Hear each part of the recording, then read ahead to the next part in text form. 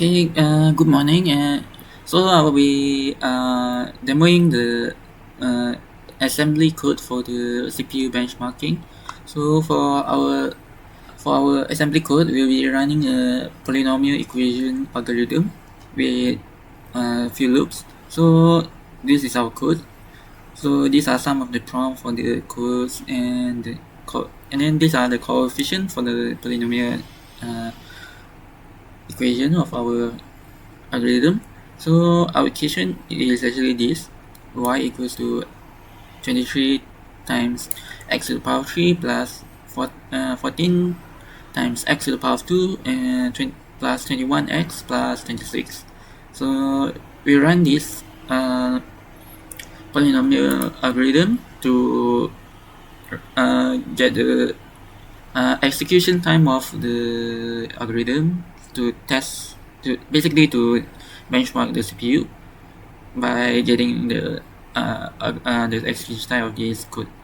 So of the calculation actually, not this code, not this whole code, just the calculation time for the few loops of sum of the equation.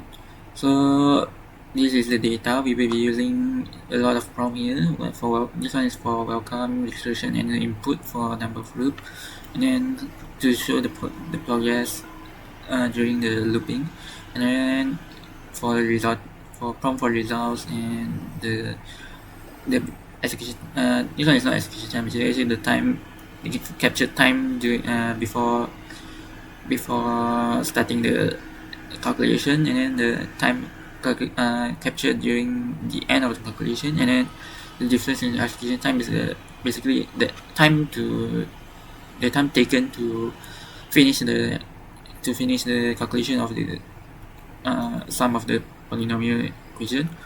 And then we have the prompt for value of sum, and then prompt for whether you want to continue again or not. And then here we have max. Max is basically the number of loops.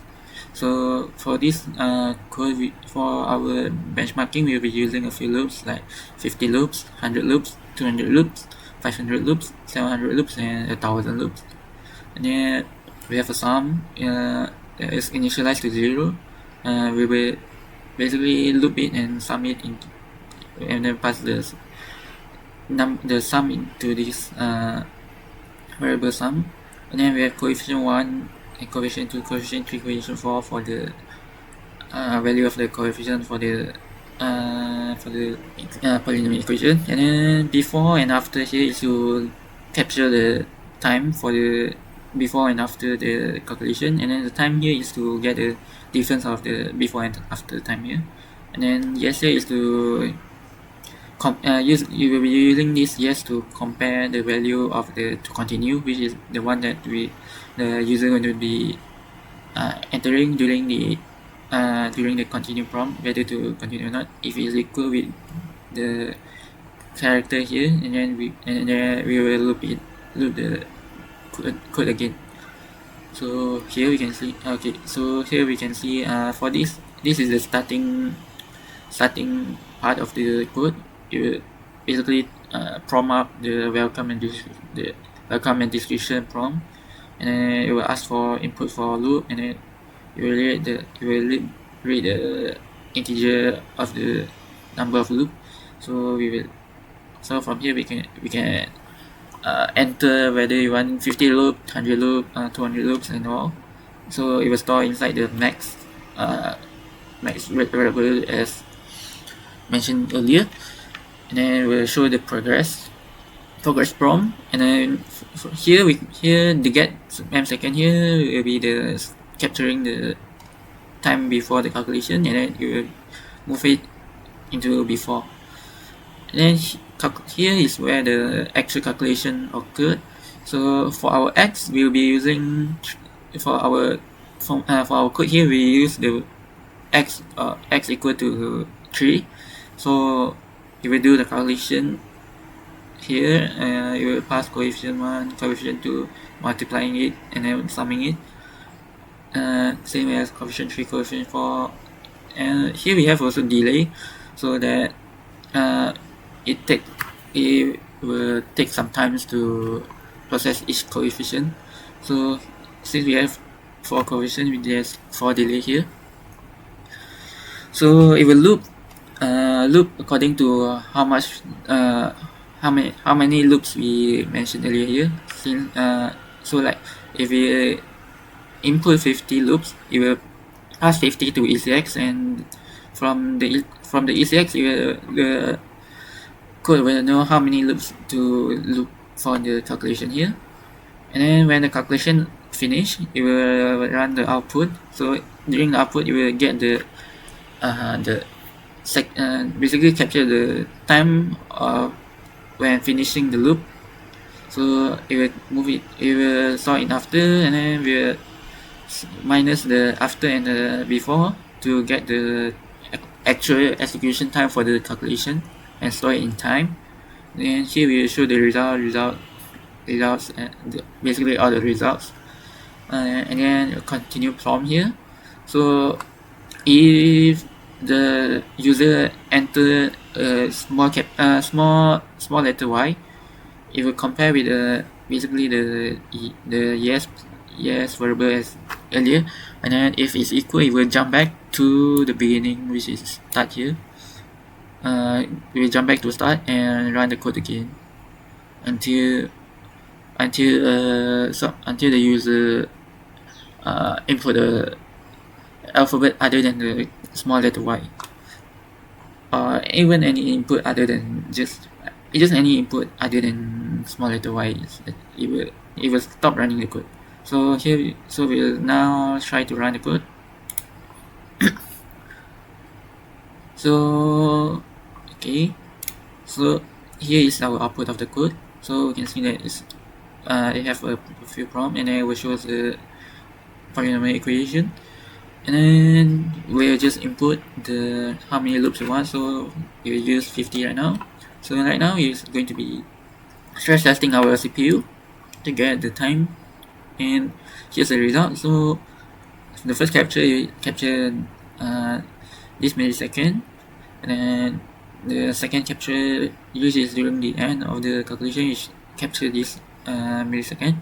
So here it shows that to run 50 times of calculation of the polynomial, it took around 5,406 milliseconds. So from here we can get, so here is actually basically is the execution time. So we can use this execution time to compare between computer system to see which computer have a better performance, which is by comparing if how fast it took to run the codes. So the lesser the execution time, it will show that the performance of the computer is better. So here we can also see the sum of the result here. So it's 4,188. So the sum of 50 of this equation, you get 4,188.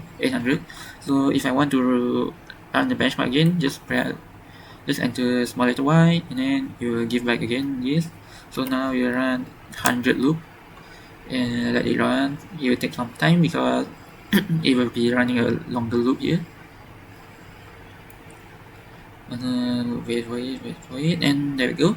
So you will see that it captured a different time, but the difference is actually just double, since it's just double the loop from 50 to 100 here. So here we can see it's 10,817 milliseconds to run 100 loop, and then the value of sum is also double, since it's just double the loop.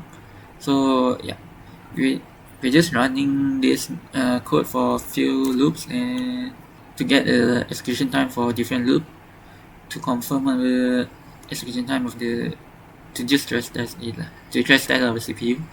So when we got the value from each computer system, we can compare it and we can evaluate the performance of each computer. So you can see that the execution time increased when the looping increased. So we try again with 500. So yeah, it will take a bit longer. Since it's doing a lot of looping. Okay, so here we go. We can see the result for the 500 loop. So it's around 54,161. I think it's just 5 times of the value we got for the 100 loop. So we try again for 700. It will take a while. It will take longer than the 500 one. So we just wait then.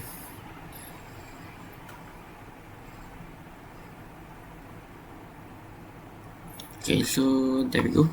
We got the result for 700 loop. So it's the execution time is 75,749, and the value of sum is I think is valid here.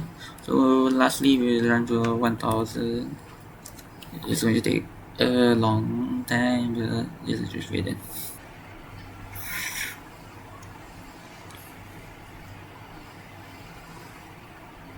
Okay, so finally we got the result for the 1000 loop.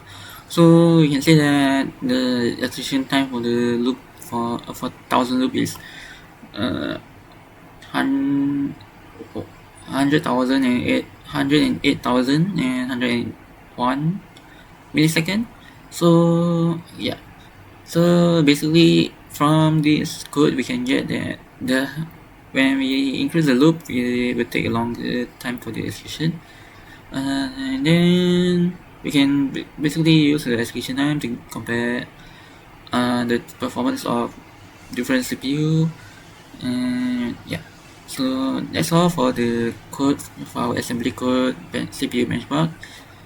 And thank you and have a good day.